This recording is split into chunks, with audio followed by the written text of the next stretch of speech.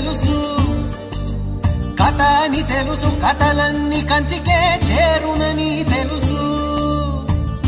తెలుసు తెర తొలుగుతుందని, తెలుసు తెల్లారుతుందని, తెలుసు ఈ కట్టె పుట్టుకుమంటదని, తెలుసు ఈ మట్టి మట్టిలో కలిసిపోతదని. ఎన్ని తెలిసి ఇరకాటంలో పడిపోతావో ఎందుకని? మాయ